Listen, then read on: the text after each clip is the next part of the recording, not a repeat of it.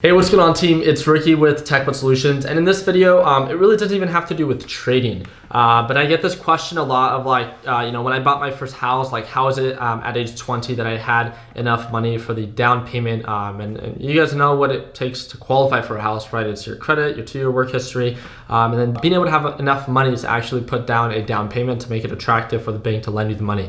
And what I wanted to cover in this video was the very simple idea of how I was able to save my first $50,000 and what I would do moving forward. And again, 100% this is just based off of my opinion, so please just take it as that. But I think something that people find so attractive about what it is that we do is that how we're able to take a certain amount of money and just continue to grow it. And again, I don't even want to talk about trading because I know trading isn't for everyone. I was just very, very intrigued about the market and what it had to offer, and I saw potential in it, right? And because of that, I continued to learn. I wasn't even making money at a very early age when it came down to trading in the stock market. But one of the things that I was doing is that I knew that I wanted to do well in life. And that doesn't mean that I just only have to be the glorified your own boss and stuff like that.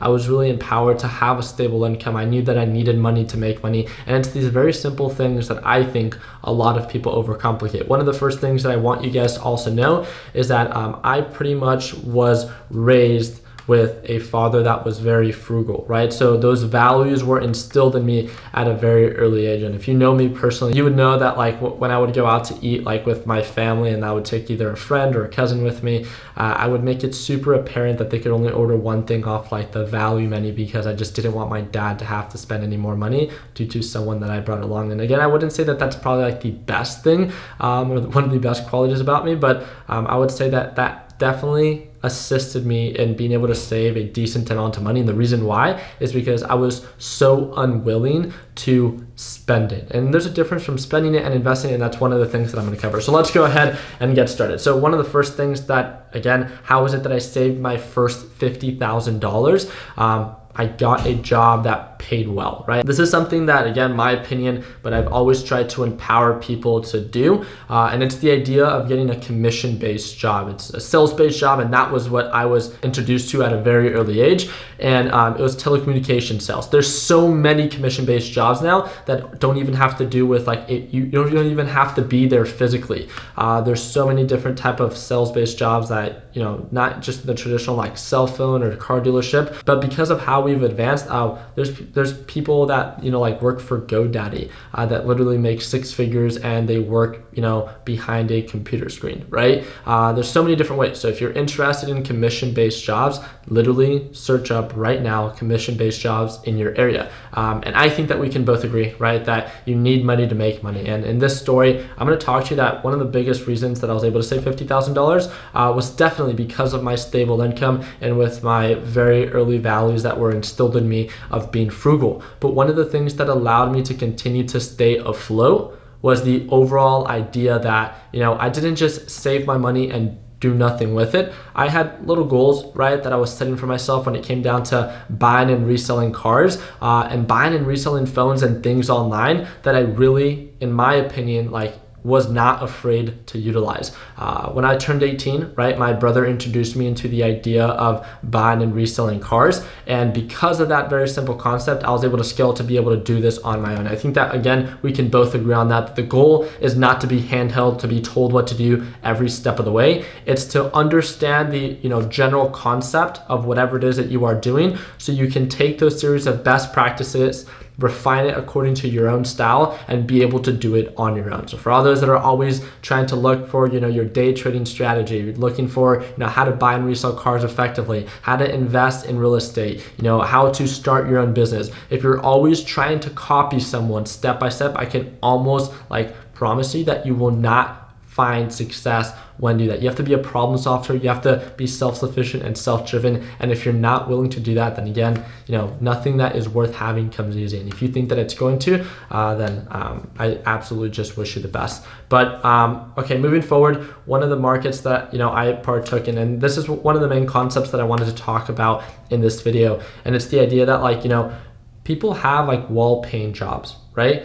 So at this time, I was living at home, right? I was a full-time college student. It was shortly after I graduated from high school, and I was going to college. I had this commission-based job. I worked at T-Mobile, and I pretty much was just saving all my money. Again, I want you guys to understand my position. I did not have to pay for rent, which is something that I understand that not everyone is blessed with, right? I was definitely blessed in that aspect where I didn't have to pay for rent. I really didn't have to pay for food. I didn't eat out very often. And all I really had was like my insurance payment for my car.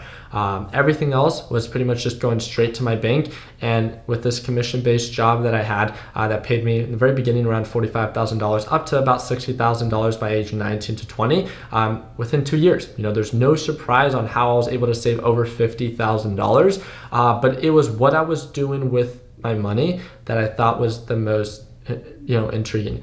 Usually the biggest mistake that I see people make is as they begin to make more, right? So going from, not really having a job to having a job that paid well, where I was making a couple $1,000s a month, there's this thing called income inflation, right? Where you've seen it, right, with your friends, where they simply begin to make maybe a little bit more and they instantly begin to spend a little bit more. So there's this kind of like equilibrium of expenditures and then overall income. And that never made sense to me, because I always wanted to not just do well, but always do better than the average person. So I just knew that I always just had to do something a little bit better. So I was learning how to trade. I was still buying and reselling cars and, investing in like buying and reselling phones. It was that simple idea that's kept me busy. That really just put my focus in those markets. And what I mean by that is that I was able to take the money that I was making and I was able to utilize that money. So I had a goal of being able to make an extra $1,000 a month buying and reselling phones. So then I would calculate like, what's my average profit per iPhone 5S that I would sell, right? And then with my average profit, then how much is it that I need to sell within a month to be able to hit my monthly goal? And it was very little things. It wasn't like I hit the $1,000 mark every single month. There were some months, I remember one of my biggest months when it came down to buying and reselling phones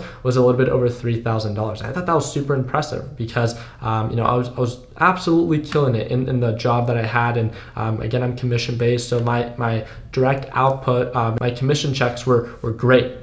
But on top of that, I was also very proactive when it came down to, trying to be the best I could be when it came down to buying and reselling phones and building connections within the space of buying and reselling phones. And there's some months where I would make under $1,000, but there's a month I remember that I made like $3,300 or $3,400, something like that, and it was just so rewarding. Again, I set little goals that really just allowed me to utilize the money that I had, and I was never scared to reinvest that, right? So I would also set a goal like every 2 to 3 months, right, due to the restriction in California of cars that I could buy and resell, right? I think I was allowed 5 cars within a year to be able to buy and sell in California. And the really cool thing about that is that I'm a huge car guy. So I literally just bought these cars. I made sure that I got an amazing deal where it was worth for it to be one of the 5 cars that I can sell for a profit, so that the margin of profit was attractive enough for it to be worth the time and the money. And I would drive them around. I would enjoy them, and it allowed me to switch cars pretty often.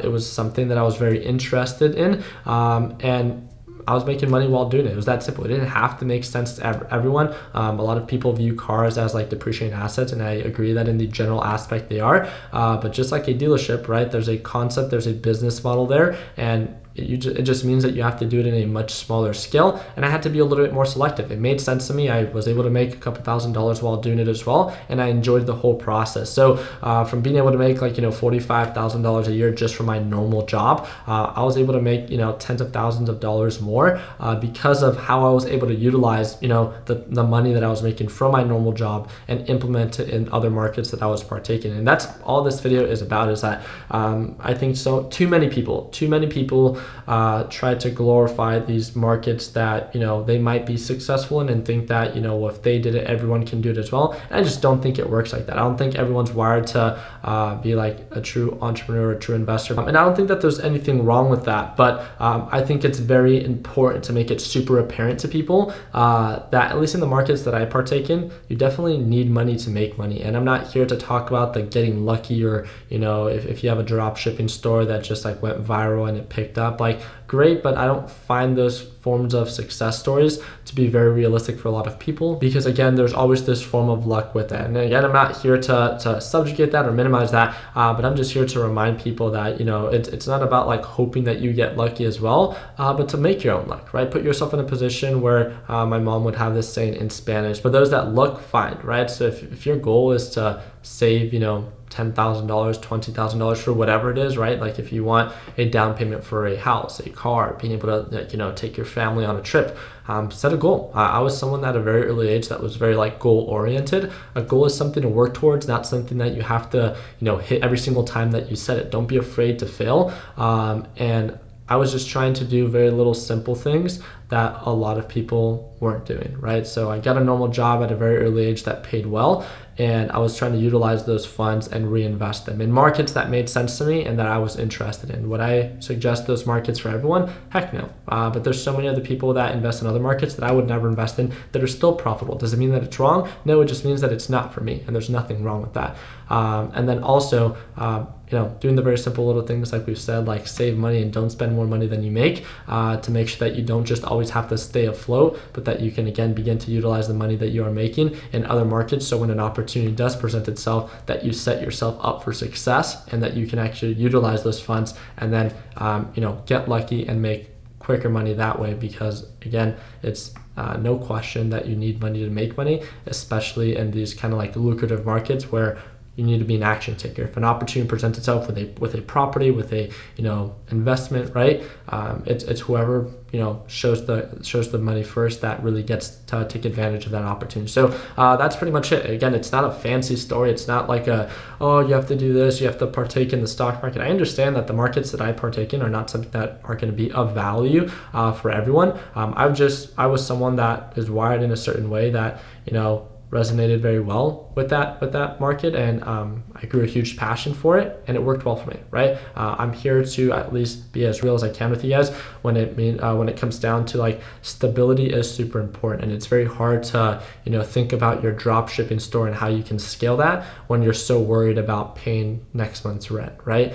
So I think that one of the best things that you can do is to put yourself in a position financially that you are stable enough that allows you to think in a creative way, that allows you to search for other opportunities, that allows you that kind of like leisure time to maybe learn more about these creative markets. But it's very hard to have time for that when you're so focused on just staying afloat. So I really hope that I earned your thumbs up in this video. If you guys have any questions or suggestions for future videos, feel free to drop them down in the comments section. And ultimately, if you guys have any questions or would like to connect when it comes down to joining our team for trading in the stock market, feel free to send me a text. I'm going to put my number down below, and all the links are provided for you down below if you guys want to stay connected. So I appreciate you guys' time. Continue working hard, continue following dreams, let your passion be what drives your success. And like always, let's make sure that we end the year on a green note. Take it easy, team.